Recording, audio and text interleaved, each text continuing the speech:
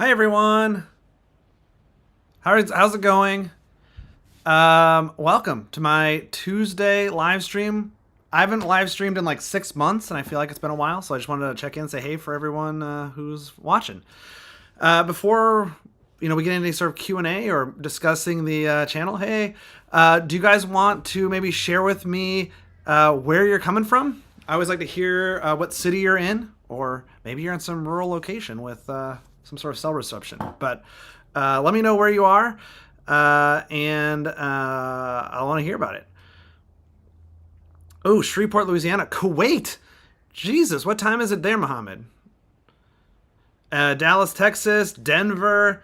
All right. Columbus, Ohio. I was in Columbus, Ohio for the first time in January, AC. It was cold and it was... but it was great. Near Albany, New York. Awesome. Palm Springs. Robert, enjoying some summer. Tucson, also hot there, I'm sure, right now. Rural Philippines. Seattle shoreline. I'm going to be in Seattle in November, Brian. Very excited about it. Charlotte. Ooh. Hi from Madison, Wisconsin. One of my top 5 favorite cities right there. Max is at Cal Poly right now for orientation. For those who don't know, where is my... I am a professor at Cal Poly, San Luis Obispo, so maybe I will be seeing Max in the fall. The Bay Area, Washington, Sonoma, Minneapolis, Cincinnati, Austria. Awesome. It's 8:30 p.m. in Kuwait. Well, I'm glad I could make this stream before your bedtime. Germany, Portland, another one of my favorite cities. Malawi, Netherlands, San Antonio. Hey, California. All right. Dijon. Come from the great state overseen by the Washington State DOT. Sweet Mimosa. So you brought up the Washington State DOT. So one of the videos I want to do soon-ish, I saw this at a conference presentation, and I was really hoping... I'm really hoping to work with the authors of these papers. One of the researchers basically looked at the social media accounts of state DOTs, and they wanted to see how they marketed lane widenings on highways. And in the rural South, like in not rural South, sorry, just the South, like in South Carolina, Georgia, the DOTs there on Twitter or wherever are like, yes, we're widening lanes, we're making traffic better for you. Like they're shameless, right? In widening highways. But in places like Washington State, in the WSDOT, if you look at their online presence, you would hardly even know that they are a highway organization. They talk about preserving streams and wildlife. They make themselves really environmentally friendly sounding. While they are still widening lanes. So widening lanes are still happening everywhere, but the state DOTs in liberal states are trying to hide it, while the ones in more conservative states are like, yeah, we're widening lanes. Anyway, I want to do a video on that sometime because I think it's really fascinating how planners and policymakers sort of message highway improvements. Yeah, so anyway, all right, we got UK, another Columbus, Ohio. Oh my gosh, you guys all Ohio State folks. Seattle. It's 1:30 a.m. in the Philippines. My gosh. Resort. Go to sleep. Hi from the UK. Anyway, yes, it's absolutely greenwashing, Jared. Yes, this is the definition of greenwashing. Yeah, so Austin, cool. I don't have opinions on the red light in Baltimore. Unfortunately, I haven't been following that whole thing. I'm so sorry.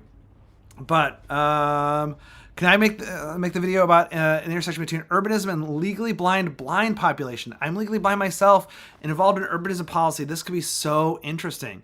That would be really cool. That is not something on my list, but I would love to add it. And it's something I've been thinking about more. So I think for folks who might have been following the channel on various social media platforms, I was in Japan for 2 weeks, about a week and a half ago. I came back. And one of the things that they did great in Tokyo, at least, was they really put a lot of those yellow markings with the straight lines so that you could sort of follow the sidewalk. And then, of course, they had the usual sort of dots at the intersections. But I've never seen such like a dedication to providing paths for blind folks like through all the sidewalks. That's not the case in the United States, certainly. But I know there's more to it than just sort of those markings when we're talking about sort of legally blind individuals. So yeah, that would be great. I did one video a few years ago on sort of like designing for universal access. And I didn't really talk about the blind folks that much, but might be time to come back to it. Do you have any urbanism book recommendations? A clip asks. Yeah, like the one that I assign a couple chapters to when I'm teaching my active transportation planning class. It's from the book Right of Way by Angie Schmidt. It's one that like sticks with me every time I read it again. It talks about sort of the epidemic of pedestrian deaths in the United States and sort of the stroads that are causing them and what we can do to change them. Just a fantastic book. Angie's like a really great author. It's written really well and it's pretty brief. So just if you want to get mad, that's a good one. So think about that one. Otherwise, I always like Walkable City and Walkable City Rules by Jeff Speck. They're just sort of great introductions, again, to sort of like how to design cities, like not around the car, which I think is really important. The book that I make all of my freshmen read is Crabgrass Frontier by Kenneth Jackson. It's just the history of the United States in the American suburbia. So I know for my international folks, sorry, it's not super helpful. But if you want to know why the U.S. is the way it is, even from abroad, that book does a really great job of explaining it. Any advice to rescue San Antonio from cars and highways? I don't know. Yeah, I was in San Antonio a couple years ago. Obviously, the Riverwalk is nice, but then once you get out of the Riverwalk, it sort of is just like typical Texas. I mean, I think actually San Antonio is more historic than, say, like Austin, which I think is good. So I don't know. Whenever I'm thinking about U.S. cities, there's obviously sort of looking to ways that we can sort of change the zoning code so that like the R1 zones aren't as R1 anymore. So how do we sort of like make the periphery more dense and amenable to transit and walking?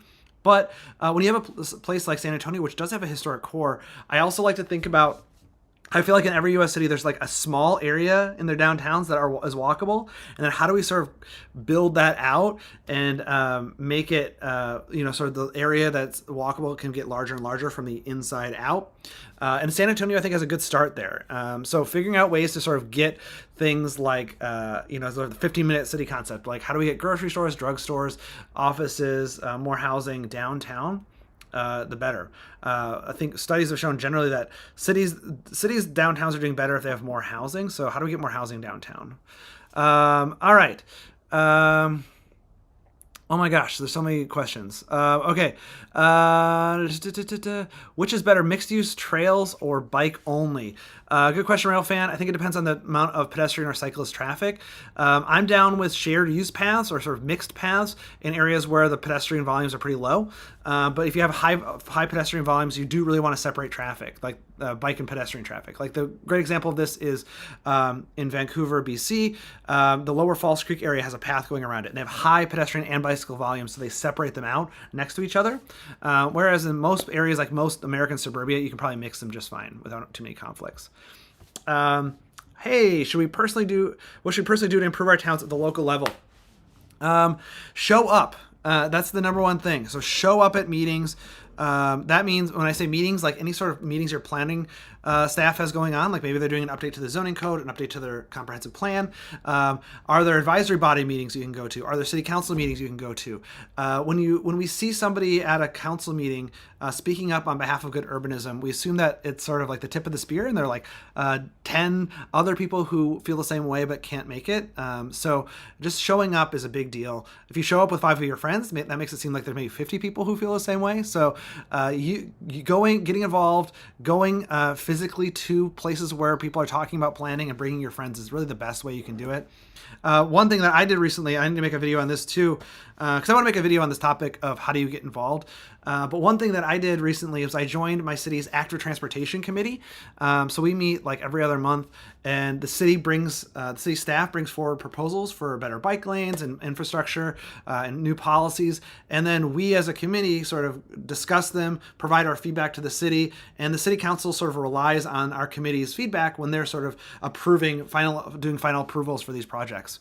So it's a really like rewarding way to get involved. I had to apply to be on the committee. It works differently in every city, but I'd recommend if you want to like kind of like wield a little bit of power, but you don't want to like actually get elected, to look into advisory bodies. It's been really fun so far. I've really, really enjoyed it. Okay. I know Columbus is working on changing some of the zoning code, Neil. I was in Columbus in January, and I got a tour of the city and really impressed by some of the progress they're making there. Sorry, I'm just like randomly looking at questions. You guys are just throwing them at me. Other than Cal Poly, what colleges or universities in the U.S. have the best urban planning programs? So my answer on this is the best urban planning program is the urban planning program closest to where you want to get a job. So if you want to be a practicing planner in Texas, maybe UT Austin is the best way to go. I don't know. If you want to become a planner in California, look at California schools, Massachusetts schools, right? Because planning in the United States is different state by state. The federal government doesn't control planning, state governments do. So California has a very different, say, like planning regime than Oregon, which has a different regime than Washington, just to go up the West Coast. So picking a school near where you want to practice is really helpful because it'll give you some experience with the local laws. Also, it helps you with networking. Planning schools are pretty local, right? Like you'll see a lot of planners. I went to the University of Oregon for my master's program. You'll see a lot of Oregon planners and Portland State planners in Oregon, and there's a good network there. So if you want to get a job there, that employer might have like 2 or 3 people on staff that have your exact degree, and they know what you've learned and know that you kind of are a good product. So that's my number one thing. So try to stay out of debt, and try to, if possible, and try to go local. There are lots of good planning programs out there, and they're all going to teach you how to be good planners. There is an argument, if you like really don't know where you want to go, to like look at the Planetas and rankings for the top planning programs in the country. Like you're going to just be around like certain students that are just like a different kind of ambitiousness. So that might be your thing if you like really are sort of like, I want to go to the best. Like you can do that, and they might have more of a national sort of, I don't know, reputation. But in general, just stick local. It's probably your best bet. Let's see. I would love to learn your thoughts on cities that maximize the riverfront. I've heard St. Louis does it well. Green spaces near business districts. Near the water. Yeah, let me think. I think that we've seen a lot of sort of movement towards like kind of returning cities to the riverfronts. Obviously, they built a lot of highways around the riverfronts. Columbus, I want to bring up Columbus again. When I was there, is a great example. They are sort of bringing back kind of a riverfront there. That's really nice. Portland is a classic example. Portland, Oregon. They had the Harbor Freeway, which became now Nadeau Parkway and a river park. So that's they've sort of are now more addressing the Willamette River than they did, like, say, in the 1960s and 70s. Where are we seeing other good river cities? I don't know. I would love to visit Pittsburgh because that's a classic river city. And I don't know if there are any Pittsburgh folks here. But I would love to hear your thoughts on that city. Let's see. What are your views on shared space? I worked several times with Ben. He was my guru. Like shared space, Indigo, on streets. I think they can work, like sort of like shared streets. Let's see. They can work though. Oh my gosh, I'm so sorry. What do you think about abolishing zoning versus a more incrementalist approach of liberalizing zoning laws? I mean, tough call. I mean, I think that in general, if we straight up abolish zoning, what would happen is probably something similar to Houston, where cities would find other ways of managing land use or regulating land use. But I don't think it's necessarily a bad thing. I just think politically it's not going to happen anytime soon. But who knows? I was 10 years ago when I was a planner, we really couldn't touch R1 zoning, and now R1 zoning is like being reformed all over the country. So things are moving fast. But right now I would say like liberalizing zoning is just the path towards like more immediate results, but abolishing zoning may be the end game. Would replacing the asphalt in some major downtown areas with cobblestone be prohibitively expensive? And is it an easy way to reduce speed other than just lowering the limit? Good question. I don't like cobblestones just because it kind of disincentivizes biking and like skateboarding and things. So I think there are other ways: chicanes, just narrowing roadways, narrowing lanes, there's other ways of making it uncomfortable. Street trees, and then you're also sort of improving the streets as a whole. In certain historic districts, I don't mind cobblestones, but I think they just do a lot to deter from other active transportation modes. If cars were ever banned, do you think motorcycles would also be banned? I don't know. The future where cars are banned is like I would love a future where cars are banned, but I don't think it's happening, so I can't speculate. I've heard UK's Labour Party plans for new towns and building denser housing next to green belts could be interesting for implementing in the US. Absolutely. Yeah, I would love to see that, like TOD.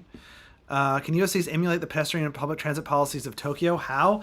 So I just submitted my first video on Tokyo to my editors for kind of final tweaks. And the first video on Tokyo is about Tokyo streets. I was really interested, for those who maybe are familiar, they have like really cool narrow streets. They're maybe like 10, 12 feet wide, and they have like essentially almost no markings whatsoever. There's no separate sidewalks, and everybody can just sort of use the space as they see fit. And it works really well because there are actually very few cars on those streets. You would think that in the center, like the central neighborhoods of one of the biggest cities in the world, it would be choked with traffic, but actually it was some of the most peaceful streets that I've ever been on. It's probably one of my favorite pedestrian experiences. I apologize in advance for the clickbait title. I think it's going to be like, does Tokyo have the best streets in the world or something? Yeah, I think it's fascinating. I think it works well because, number one, they allow density. And number two, they have a fantastic mass transit system. So that's how they get a situation where they can have these streets with essentially no cars, because most people are just walking to the train station or walking to their local convenience store. So they don't need a car. And in fact, I would see houses there where there might be like one car space, but 8 bikes are parked there and there are no cars. Or I show in the video an 11-story apartment building with 1 parking space.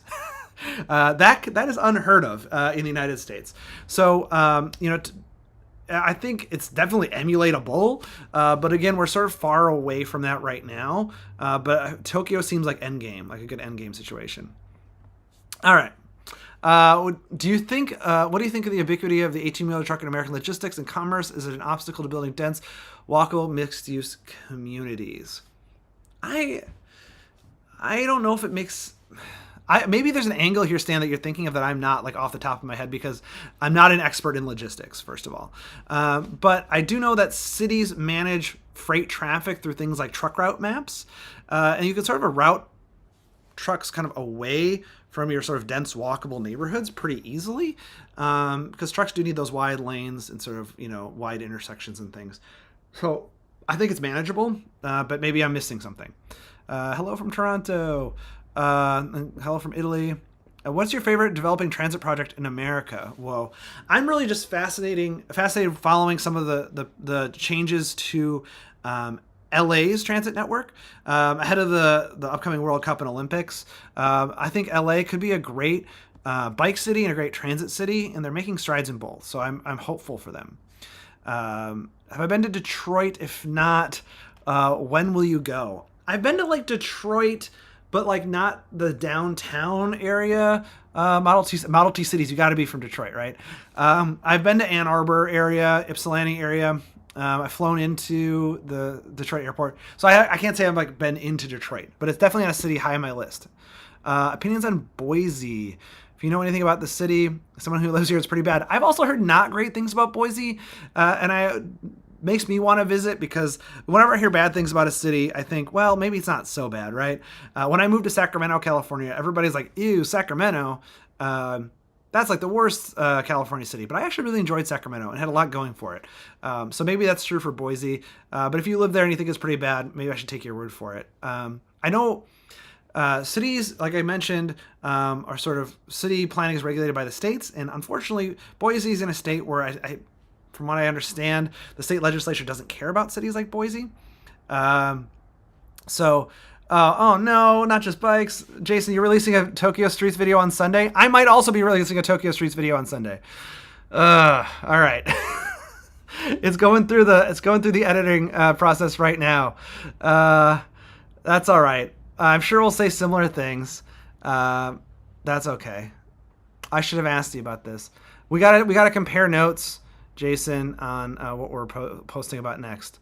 I'm doing something on, I think I'm going to do one on Shibuya Crossing. So, all right. Let's see. You'll be out. I don't know if yours are going to be out first. Mine is scheduled to be out Thursday. But I don't know if my editors will make it out in time. Okay. Let's see. You lived in Ann Arbor for 6 years, but not Detroit yet. Okay, cool. Yeah, it's Model T cities. Only Northern Californians think Sacramento is a gross city. I don't even understand this. Yeah, I hate the Sacramento slander. I live in Phoenix, and people say EVs are the most realistic option we have. Transit is necessary for efficient cities, and carbon neutrality is difficult. Yeah, I think there's a role for everything here. I am welcoming electric cars as a replacement for internal combustion engine cars because we are in a climate emergency. And if we can generate that electricity to power the cars and it's sustainable, in the short term, yes, but obviously not a long-term solution. And cars are so much worse than just the emissions they create. So yeah, I don't know if this is shocking, but I own a car. So, and we just bought, because I have 3 kids, we just bought a minivan, and it's a Pacific plug-in hybrid. So it's, you plug it in and it gets like 31 miles to the charge. It's been really great, because here in where I live, all of our electricity is generated through renewable sources.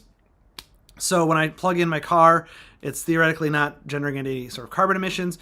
And then 31 miles gets me pretty much all the errands I do in town. So, you know, I'm essentially not burning fossil fuels driving the car, which is good.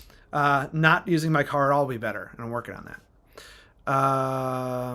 We're not in a climate emergency. I disagree. Big week for Tokyo streets, I guess. Haha. Yes, I know. I'm excited to hear Jason's take on it too. His video will definitely be longer than mine because I make shorter videos. Let's see. I'm interested to see what the conclusion of his video is. My spoiler alert. My conclusion is we're not going to see those streets in the United States anytime soon. Okay. How can cities of various sizes prepare for more extreme weather events? Yeah, it's a good call. A lot of cities are producing like climate resiliency plans or doing resiliency planning. So they're really trying to figure out how they can sort of plan around sort of changes to climate. So they're not sort of putting development where, you know, like here in California, we're thinking about how we sort of cannot build in, you know, in the wildland urban interface, the WUI it's called. So not putting development in those areas, not putting development in high flood areas.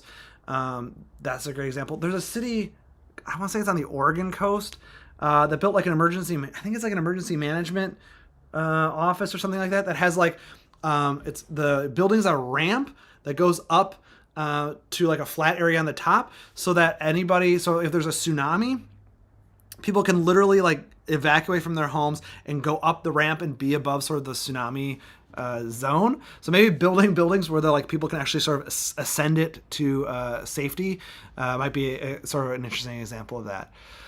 What impacts will the Oakland Athletics moving temporarily to Sacramento have on the city?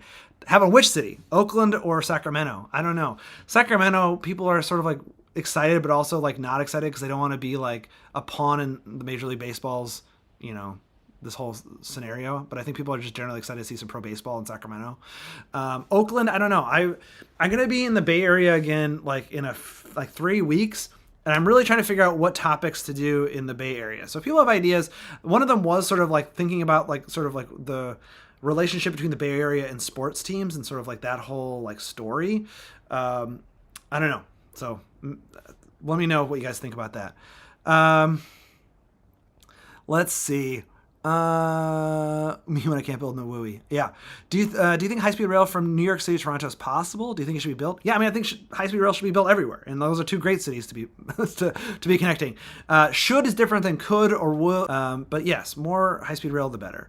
As a fellow local, I'm curious what your thoughts are on City Nerd's slow video. So first of all, I had the excellent opportunity to like hang out with him. It was really cool to like get to know him, and yeah, so I would say like it's not my favorite video of Ray's just because I don't know, maybe it's because he's talking about my hometown, but I felt like it was a bit nitpicky, and I felt like a lot of the comments actually weren't about the planning of slow, and when he did talk about the planning, it was positive, which I generally agree with. And I thought that he could have been harsher on slow for things like affordability and exclusivity.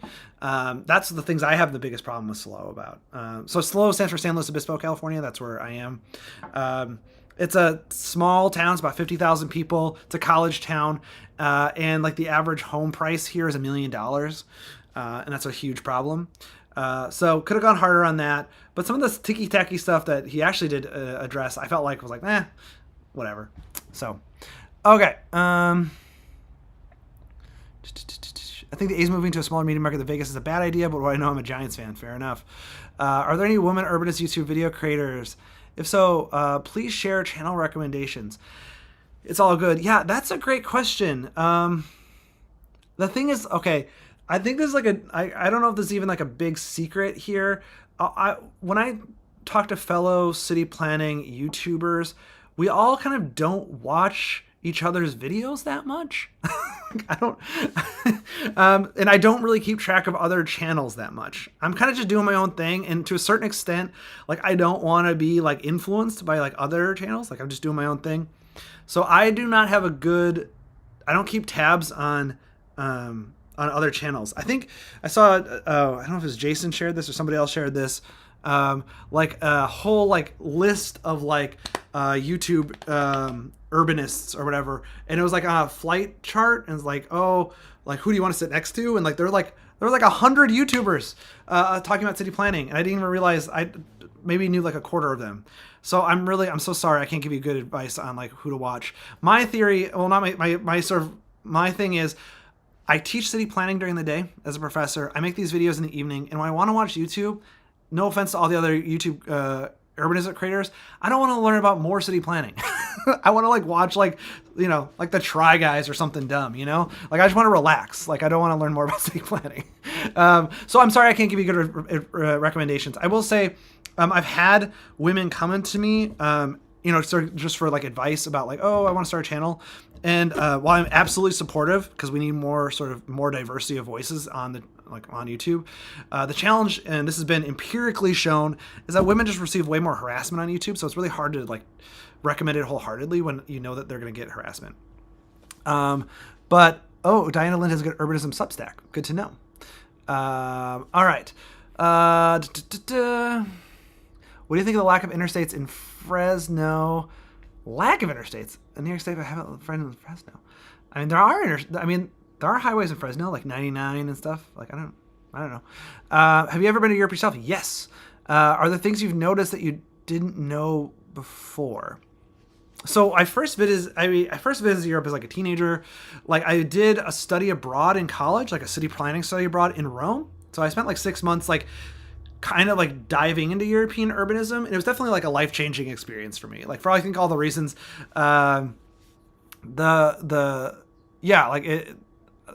know a lot of things before, right? And I think one of the things that I learned wasn't so much like things I learned in class, but just sort of living there, right? Like the idea that like when you walk out of your apartment building, that you're just like somewhere already. Like that you're in the middle of something, right? That there are destinations like on the same block. I think that feeling just never went away, and like sort of like that special feeling of like, wow, like you can be somewhere. You don't have to like get out of your house, walk down your driveway, turn on your car, drive 15 minutes, and then you're somewhere.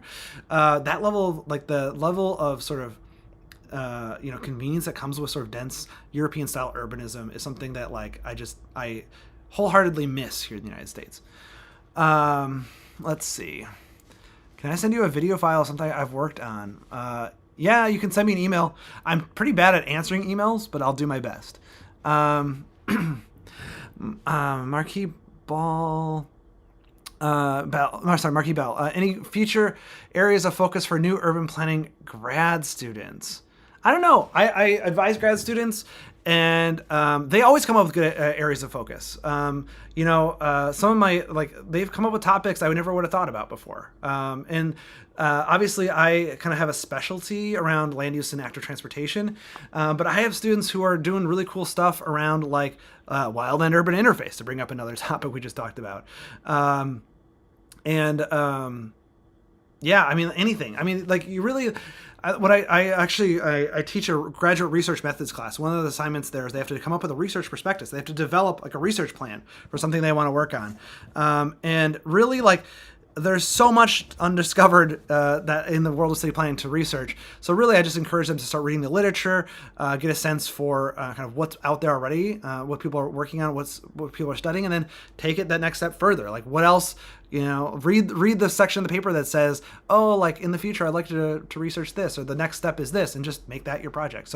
So much to research. You can always find something interesting. The challenge mostly is just making sure you're finding things that people haven't researched already, but also making it something that a graduate student can actually tackle. How is my Italian? currently non-existent. At the time, I had taken like a year or two of Italian, and like I could do like definitely like grocery store restaurant Italian, but my classes were in English, so it did not reinforce my Italian learning. Let's see. There are no interstates that touch for us. It's the largest city connected, not connected to the system. Tim, but like there's Highway 99, like State Route 99. I mean, I guess it's not like a U.S. interstate, but it's like multi-lane highways with on ramps and off ramps. Like there's definitely highways there. I haven't been to the country of Georgia. I have not been to the country of Georgia, though. Congratulations to them on making it through to the knockout rounds of the Euros. But I would love to go to Tbilisi. That'd be awesome. Do I foresee any cool usages in AI in urban planning, Submart? Well, I've noticed that students use them in my urban planning classes. I don't know. We have been testing AI as a faculty, and it's pretty good at developing like city plans, quite honestly. So one of the things city planners do when they write a new city plan, they do lots of things. Okay, I don't want to minimize what city planners do, but one of the things they do is, city council or somebody might say, we need a new complete streets policy. And then planners will go and look at other complete street policies in other cities and say, well, what do other cities adopt? And then then you sort of like take their ideas and sort of, massage it into like something that would fit in your community. And AI really just does that, right? So you can have AI like write a complete streets policy, and what it'll do is it'll go out there and look at other complete street policies and sort of synthesize something for you. And it's pretty good. So, so I mean, AI could write city plans pretty convincingly. Now, the thing that AI cannot do, obviously, is the outreach component and sort of making sure that city planners are actually listening to the community and developing policies and sort of expanding their plans and coming up with new things that are responsive to the problems in the city. So I don't know if AI can do that, at least not yet, but actually writing the plans, AI is pretty competent at this point. What comes first, the development or transit? I think development first. I don't know. It's a little chicken and the egg, but from talking with transit agencies, it seems like they really don't want to expand out somewhere unless it's like a sure thing in terms of ridership. Do we talk about software for planners in general? It'd be very helpful. I don't know what softwares you're talking about. A lot of times I'll have folks come to me with like computer science stuff, like, oh, like I'm a computer science student, or like I work in tech. Like, how can I get involved with like software around city planning? And I'll tell you, the software that planners use the most is the Adobe Creative Suite, mostly like InDesign and like some Illustrator and stuff, and obviously ArcGIS or some sort of GIS software. Sometimes QGIS is gaining in popularity, but Arc is still like the default. So anything that can plug into like Python and like sort of GIS is sort of like is right for like software development. But mostly, we use software for making maps. We make a lot of maps as planners. Let's see. Do I speak any more language other than English, Italian? Okay, first of all, I will not say that I speak Italian. Okay, I just want to be clear. Like, I had one point been semi-competent in Italian, but I would be hard-pressed to utter an Italian sentence. I know Georgia got knocked out by Spain, but they made it, Deluxe. They made it pretty far. I don't know. I learned French in high school and college as well, so I can sort of read my way through French, but I am definitely not a good speaker. And then living in like just California, I can kind of read Spanish-ish a little bit as well, but I wouldn't say I'm a speaker. Let's see. When you were in Tokyo, what places did you visit? I spent most of my time in Tokyo. Tokyo. Yeah. Sorry, I thought you meant Japan. In Tokyo, what places did I visit? I was kind of trying to be all over. I stayed in Asakusa and Ueno. I went to like some of the big places like Shibuya, Shinjuku, Akihabara, Harajuku. I also went to like Kichijoji out in the suburbs. Kind of a good suburbs look. It's a cool place. I went to Tokyo Disney with the kids. Let's see. It was great. Germany wants to increase the price of public transport tickets next year. Very smart strategy. Yeah. Are they notable non-car oriented transit systems in Latin America? I mean, notable how? I mean, the Latin America is kind of like the home of BRT, Busted Rapid Transit.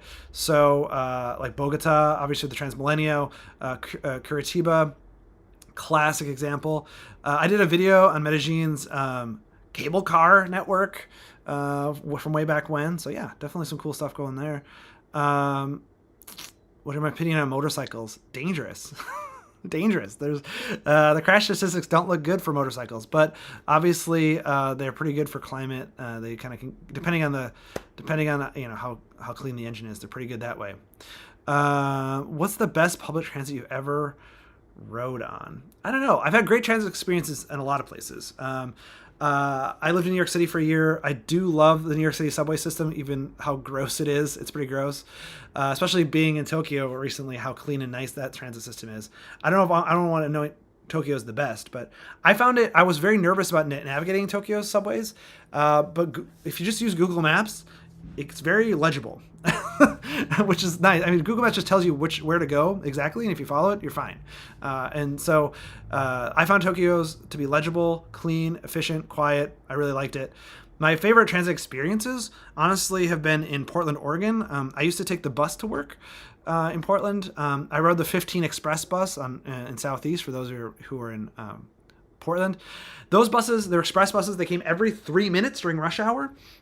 So I literally never had to sort of think about the schedule. I just kind of walk a half a block to the stop. It'd pick me up. Once the bus got full, it would just start skipping stops and make an express route to downtown unless you called for the stops. So it was really fast. So express buses to me are just like the unsung heroes of transit, and I had a fantastic experience with them. The best Buffalo Metro. Good. That's awesome. Good for Buffalo.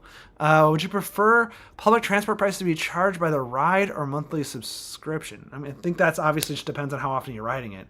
I had a monthly transit pass when I rode transit every day, but yeah, by ride if it's more infrequent. Have I ever been to the UK? Nathan says yes. I've been to London. Spent a few days in London way back when. That was a while ago. So enjoyed it, but I feel like I want to go back because it was like in my formative years. And I mean, I was definitely a planning student at the time, so I was definitely thinking about it that way. But I think it was now 20 years ago, so I need to go back. How should I advocate for transit-oriented development that technically requires a little more from my transit agency? I don't know what that means, but I think that your transit agency probably has some sort of TOD coordinator or TOD office. At least transit agencies I've worked with have that already. So maybe it's more about like sort of, again, showing up to meetings and things and promoting, like asking for more TOD and sort of supporting the planners in that office who are probably also pro TOD. Have I ever been to Hong Kong subways? Nope, but that'd be cool. I would love to go. Cub 90s were the best. What was your favorite creator at Urban Planning? Who would you be most willing to collab with? I'd be willing to collab with anybody. I'm down with that. I would say like collabs though, I don't really think that they're very helpful for any channel. I don't understand the value of collabs. Let me just put it that way. But again, like I all the creators that I've talked with or know, I like. So like, I'm never going to say like straight up no, but I just don't know what the value is. Yeah. Let's see. I don't know anything about urbanism in the Balkans. I'm sorry, Scats. Electric air taxis, yay or nay? I'm going to go nay on that one, just based on those three words. What do you think about cities adopting Vision Zero plans despite no clear path to achieving it? Yeah, that's a problem. Foxy Grandpa. Either lack of political will or overwhelming supply of unsafe car infrastructure. Yeah, that's a problem. Vision Zero, to me, I'm worried about it essentially starting to mean nothing because cities aren't backing it up. So it's becoming this so when I see a city, oh, we're a Vision Zero city, that's great. Show me the numbers. Like, what have you actually done, right? Are your crashes, the number of crashes going down, injury crashes and fatal crashes? In a lot of these cities, it's not the case. The trend lines are not pointing down. So maybe it's just a matter of time. I don't know, but seeing a city as being Vision Zero does not mean anything to me. Let's see. Have I been to Austria, or are you planning to? I have been to Austria. I went there during my honeymoon, actually. So this was also a little while ago. I was in Salzburg. Yeah, Salzburg. beautiful city. I went on a Sunday and everything was closed though, so I didn't get a good taste of it. What are my thoughts on strong towns? Fine with strong towns. That's cool. Like one of my students is set up a strong towns organization in Santa Barbara, and they're doing great work. So I think strong towns are doing a great job of sort of setting up local affiliates that are like pressing for change. That's really cool. I think for me as a professor, I have a hard time sort of getting on board fully with sort of like what I call like name brand urbanism, like new urbanism or strong towns or like that kind of stuff. Just because like I kind of have to have like a wider view of things, and like so I think like the sort of the basic observation of strong towns that like sort of suburbs are sort of unsustainable fiscally is accurate. But yeah, like I'm not like a strong towns member. Let's see. London is all over the place when it comes to planning. Yeah, Manila too. Yep. What is the best planned city in the world in your opinion? I don't know. That's a hard one. Like I struggle with that because like a lot of people will point to something like a Singapore because it's so clean and nice and efficient, but then you have like a lot of top-down planning there, right? And sometimes like cities that do a lot of outreach are kind of the messiest, right? Like, but then they're being heard. People are being heard more.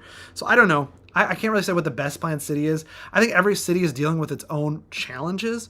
And I mean, cities that have already figured out like that you probably need to get away from the car or probably have a head start. So some cities in Europe, in Asia, Tokyo ain't a bad planned city. So that's a good start. But there are going to be challenges. I mean, the affordability crisis is like hitting the entire globe right now. It's like global in a lot of places. So that's a challenge people are figuring out. People are still working on climate change. So there's still big problems that need planners to solve. So I don't know what the best one is. Let's see. Do you think that by solving parking, we can solve most problems of car dependency in cities, or should we be tackling parking in parallel with other car diet measures? Yeah, I think parking is sort of like a sneaky way of addressing the car issue. But man, people are figuring that out too. Let me put it that way. Like, my city here in San Luis Obispo wanted to raise downtown parking rates, which is absolutely a reasonable thing to do. Parking is in high demand, right? And there was so much backlash against raising parking, they're actually lowering parking prices. So it's tricky, right? So like reducing parking spaces, charging for parking. I think in a video I published a little while ago, I said that's basically like sort of like a backdoor congestion pricing. And I think that is true. Like that's a great way of doing it, but it's getting harder and harder to sneak that through, I think. Michael, how are you doing today? I'm doing pretty well. Yeah, it's summer break for me. So I for those who just came or maybe don't know, I'm a professor. So professors technically don't have to work in the summer, but I am what's called pre-tenure, meaning I still have to do a lot of like publications and things so I can earn tenure and become a tenured professor. So summers aren't really off for me. So between juggling children and sending them to different camps and things, I have to actually start like, writing papers and things. I have a couple more years until tenure, and that'll be a big load off, but I'll probably still be doing work in the summer. But yeah, today's a good day. It's a nice day. I'm in California. It's nice all the time here. Let's see.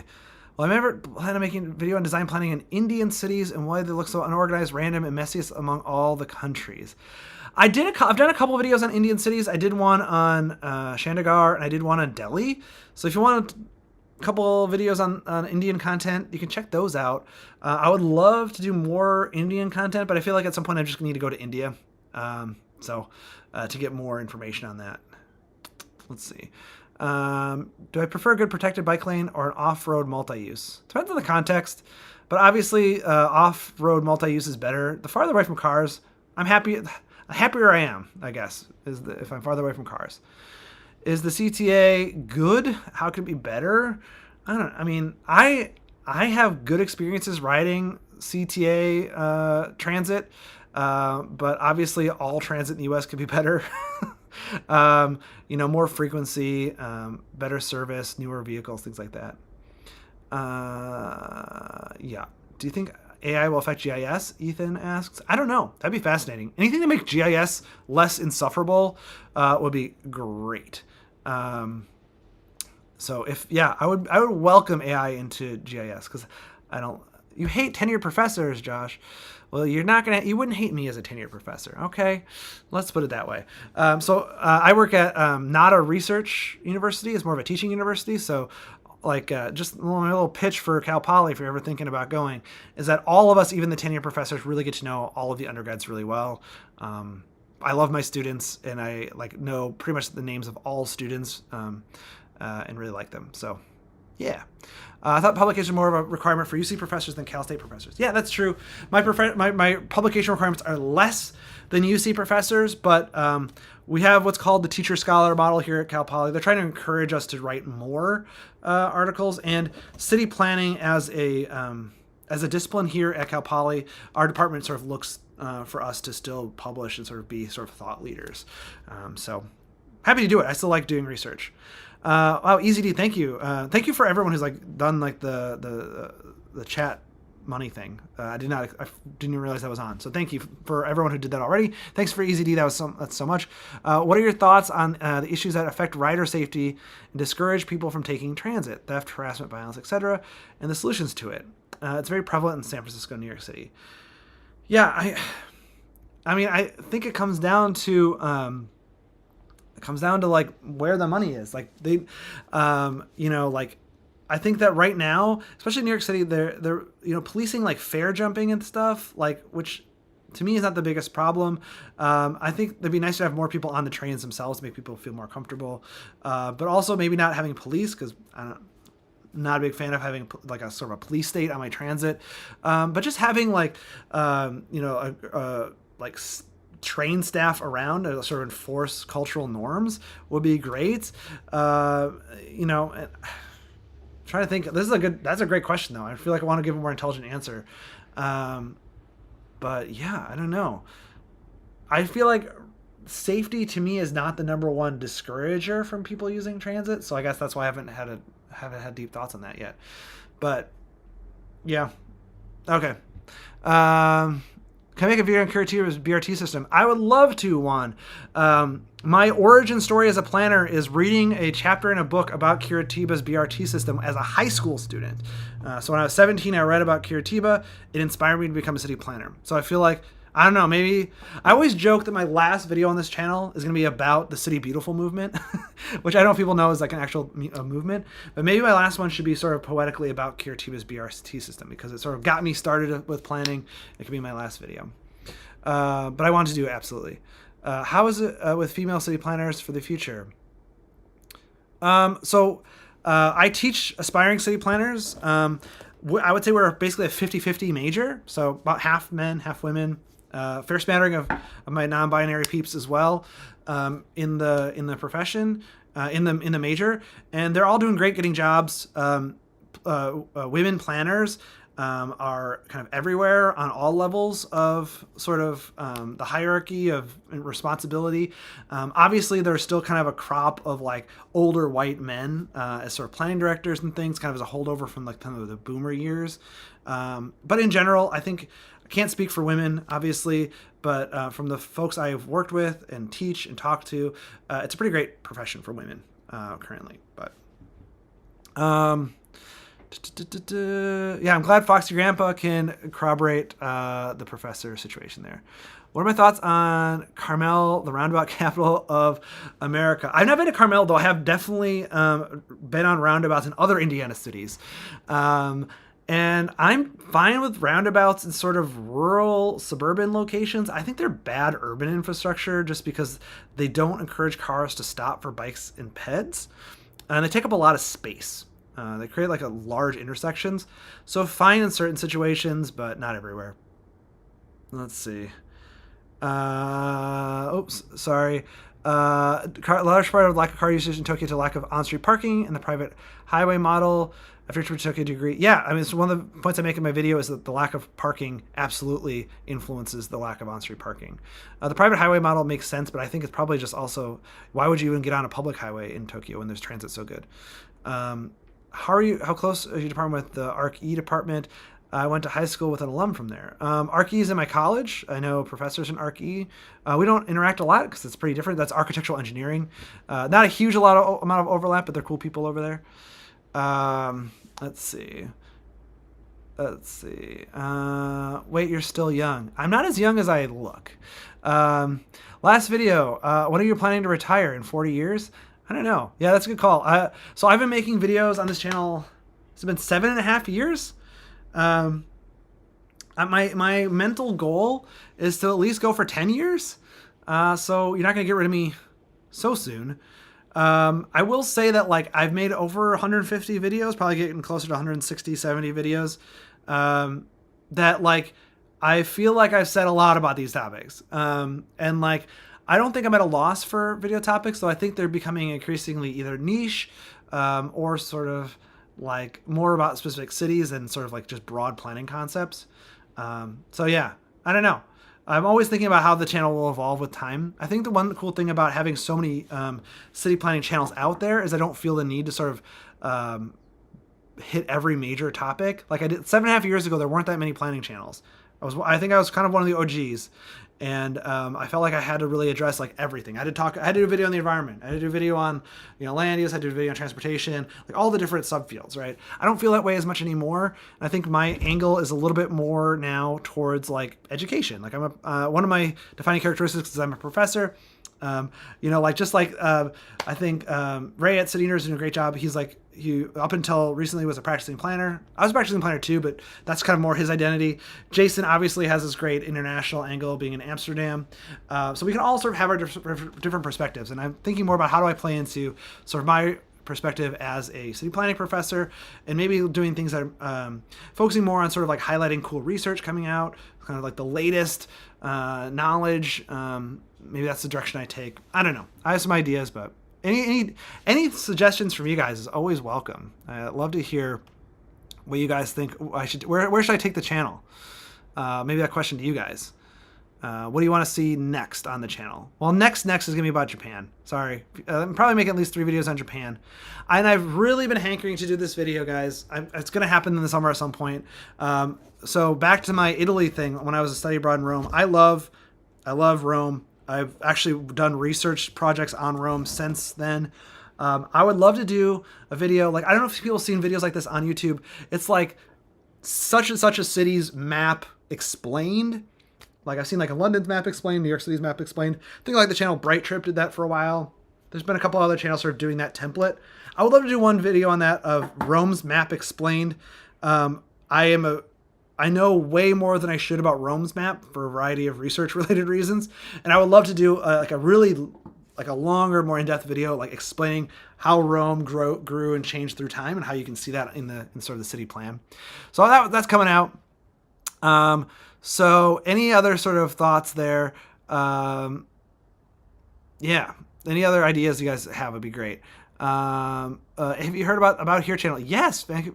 That's the one channel I actually did collaborate with. He appears in one of my videos. I did a video, why is Vancouver the best planned city in North America? And Ute makes an appearance in that video.